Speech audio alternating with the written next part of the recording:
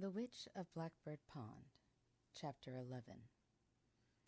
Midsummer heat lay heavily upon the Connecticut Valley. The bare feet of the children were covered with fine, dry dust from the road. Inside the kitchen, the small bodies squirmed on the hard benches, and eyes strayed from the primers to gaze through the door at the forbidden sunshine. Kit felt as restless as her pupils. If only I could be like Mercy, Kit thought. When her own voice rose in exasperation, she was ashamed, remembering Mercy's unfailing patience. Watching Mercy this morning, she thought again, soberly, of the words that Mercy had spoken earlier in the summer.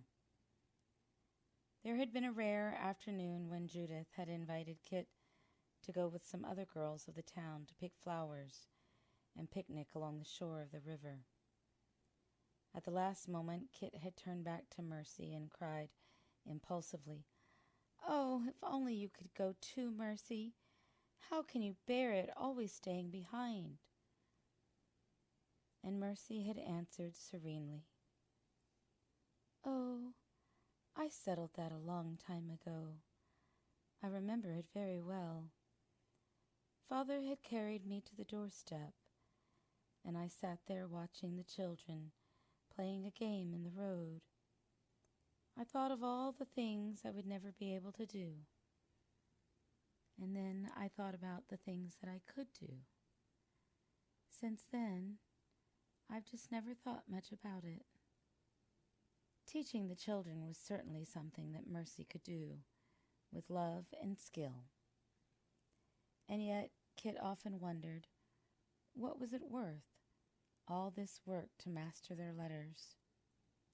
She herself had been eager to learn, scarcely able to wait to open the wonderful volumes in Grandfather's library. But most of these children would never even imagine the adventure that words could mean. Here in New England, books contained only a dreary collection of sermons, or at most some pious religious poetry. Sighing, Kit glanced over the docilely bent heads of her charges toward the open doorway, and as she did so, a sudden motion caught her attention. She moved quickly. "I'm sure someone is out there again," she thought. "Today I'm going to find out." Yes, for the third time, a little bunch of flowers, buttercups, and wild geraniums lay on the doorstep. As she bent to pick them up, she was certain that a shadowy figure slipped behind a tree. Curiosity made her forget her pupils, and stepping into the road, she saw the small figure plainly and recognized Prudence Cruff. "Prudence," she called, "don't run away. Is it you who left the flowers?" The child came slowly from behind the tree. She was thinner than ever, clad in a shapeless sack-like affair tied about her middle. Her eyes, much too big for her pinched little face, gazed at Kit with longing. She reminded Kit of a young fawn that had wandered near the house one morning. It had drawn nearer just like this, quivering with eagerness at the food Mercy set out, yet tense to spring at the slightest warning. "Who are the flowers for, Prudence?" "You." The child's voice was nothing but a hoarse whisper. "Thank you, they're lovely. But why don't you come into the school with the others?" "I'm too big," stammered Prudence. "You mean you know how to read already?" "Naw. Pa wanted me to go to school, but Ma says I'm too stupid." "You don't really believe that, do you, Prudence?" A bare toe dug into the dirt of the roadway. "I don't know. I can hear you when the door's open.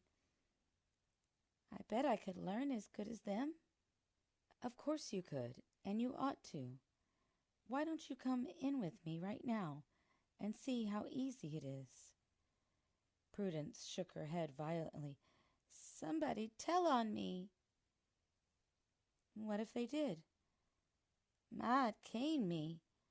I'm not supposed to speak to you. Remembering Goodwife Cruft's hard, thin mouth, Kit did not urge.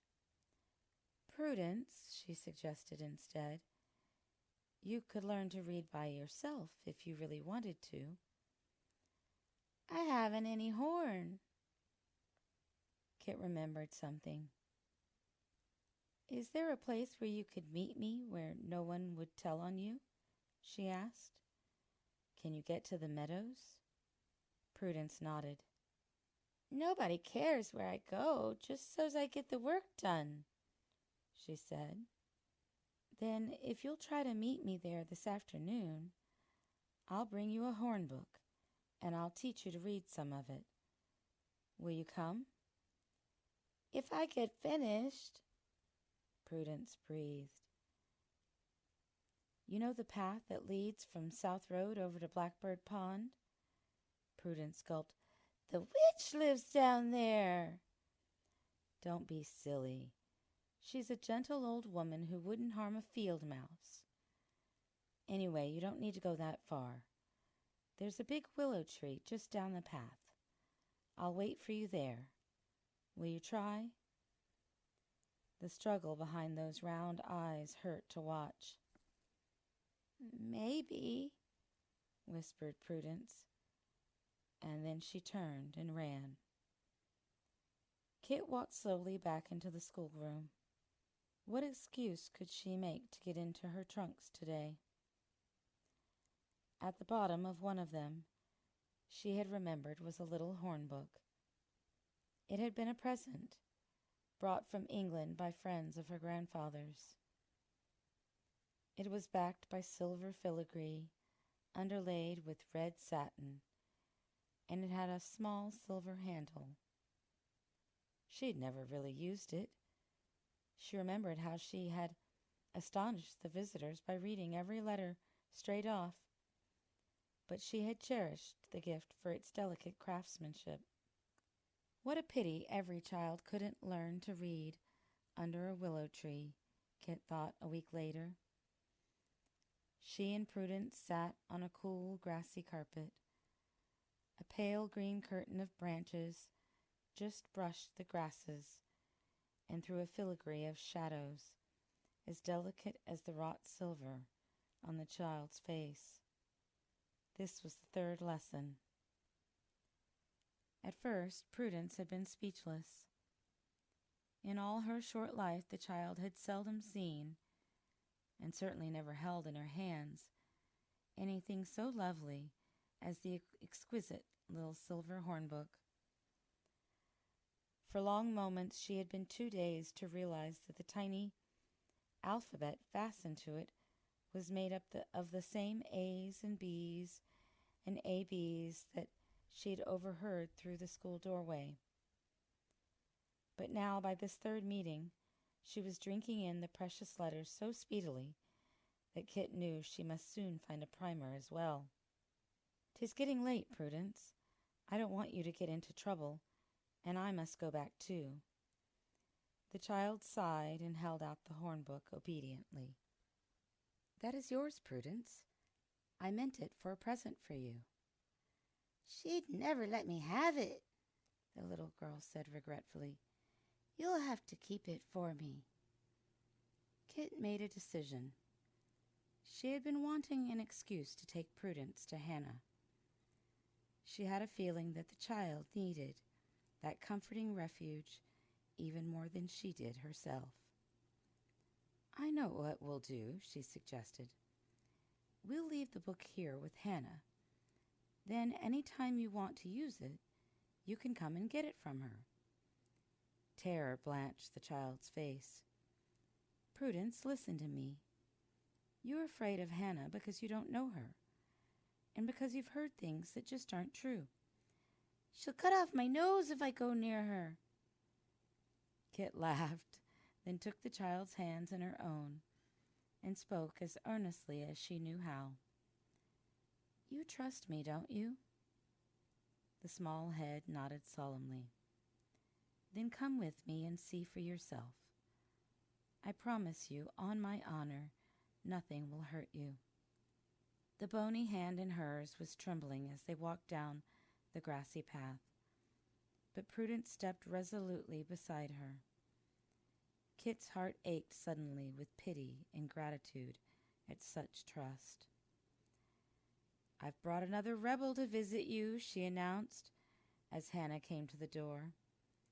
Hannah's pale eyes twinkled. "What a wonderful day!" she exclaimed.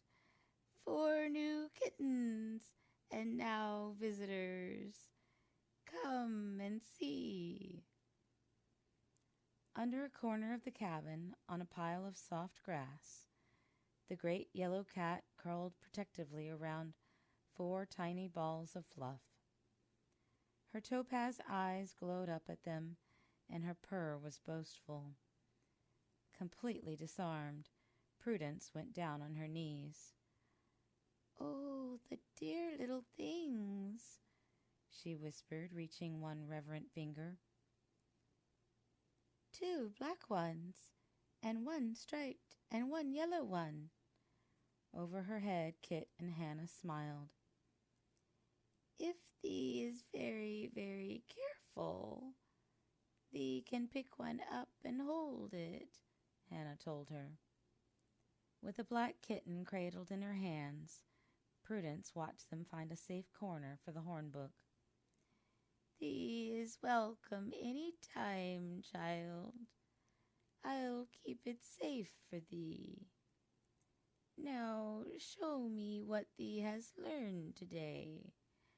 What letter is this?"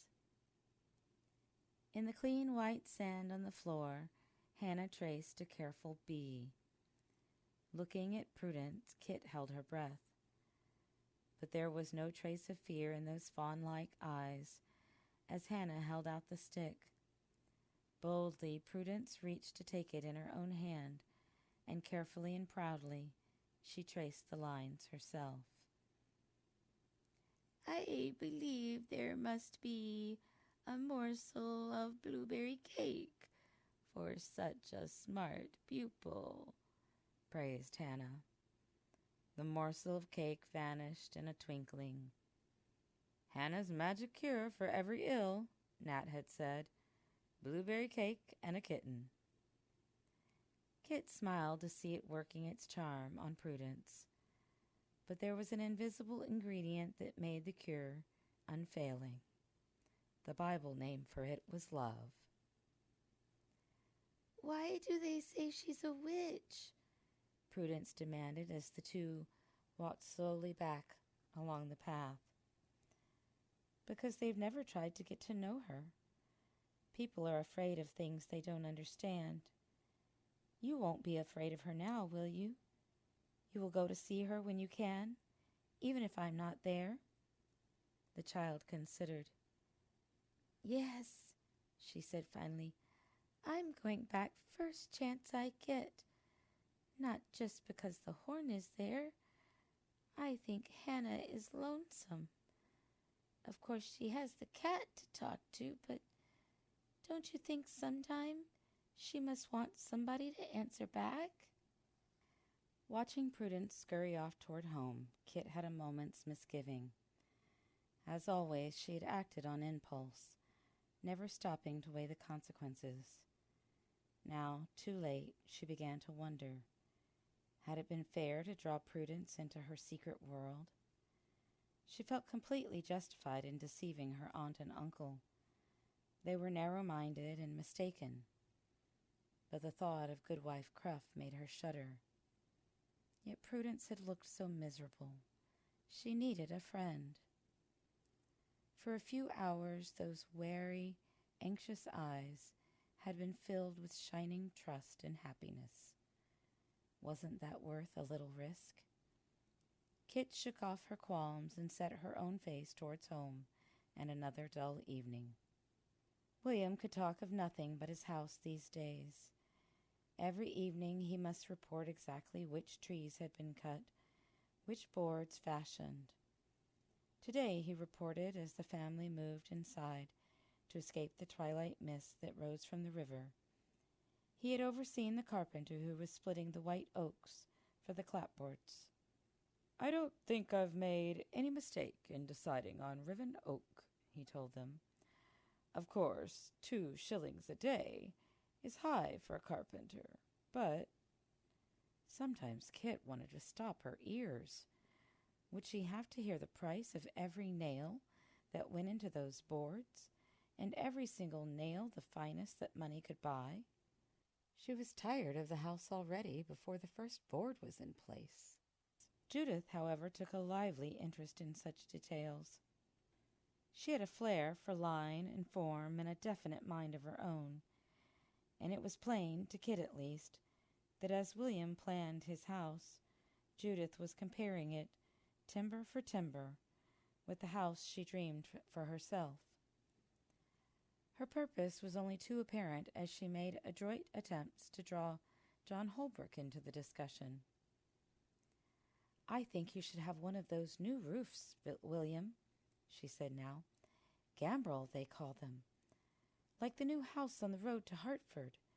I think they look so distinguished, don't you, John?" Mercy laughed at John's bewilderment.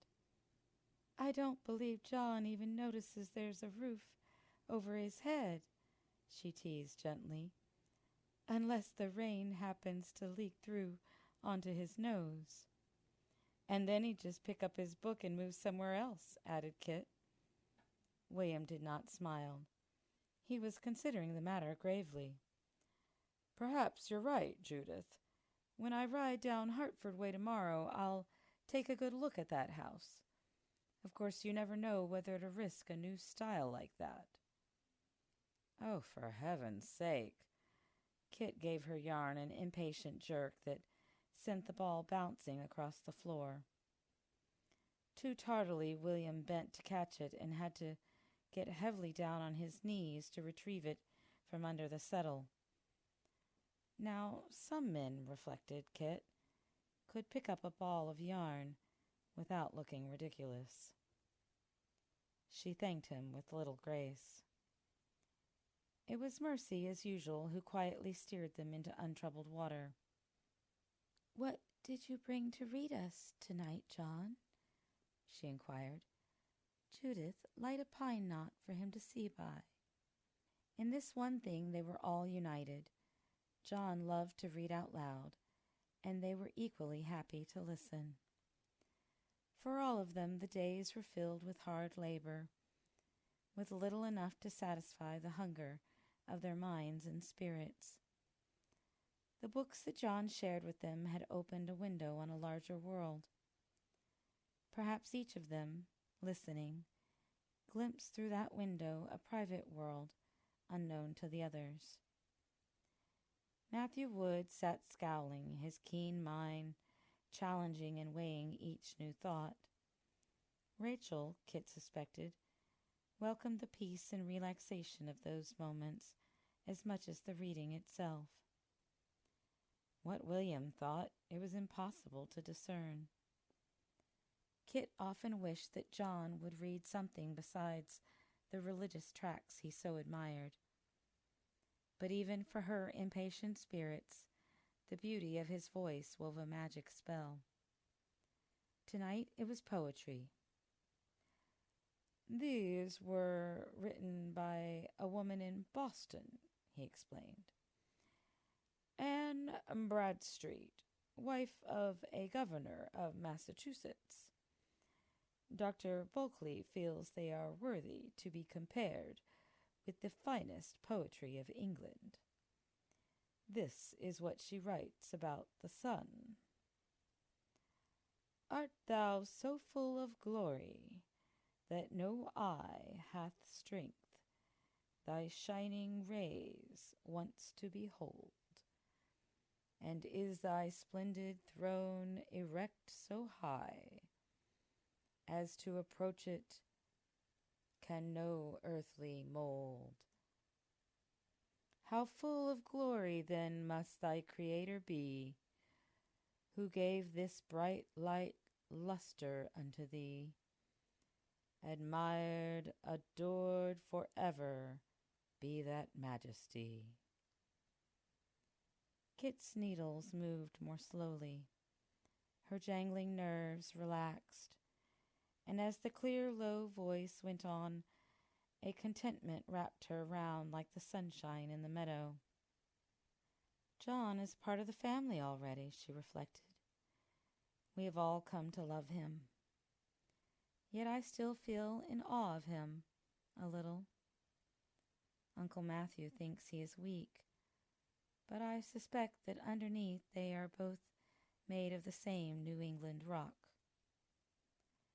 For John, everything in his life, even the girl he marries, will always be second to his work. Does Judith realize that, I wonder? Or does she think she can change him? Suddenly, perhaps because the poetry had opened her heart, Kit raised her eyes and made a discovery. Mercy sat, as usual, slightly in the shadow beside the hearth, her needles moving so automatically that she rarely glanced at her work. Now a brightly glowing bead of resin threw a brief light across her face. Those great listening eyes were fastened on the face of the young man bent over his book. And for one instant, Mercy's whole heart was revealed. Mercy was in love with John Holbrook. Faster than thought, the shadows claimed Mercy again. Kit glanced hastily around the circle. No one else had noticed. Judith sat dreaming, a little secret smile on her lips. Rachel nodded drowsily, too tired to keep her mind on the reading. Matthew sat intent, ready to pounce on a hint of heresy. I must have imagined it, thought Kit, yet her hands were shaking. Mercy and John Holbrook. How right! How incredibly, utterly right! And how impossible! I wish I had not seen it, she thought in a burst of sadness. Yet she knew she would never forget as long as she lived. The flame that had burned in Mercy's eyes had such purity, such complete selflessness, that everything Kit had ever known seemed dim in its light. What must it be to care for someone like that?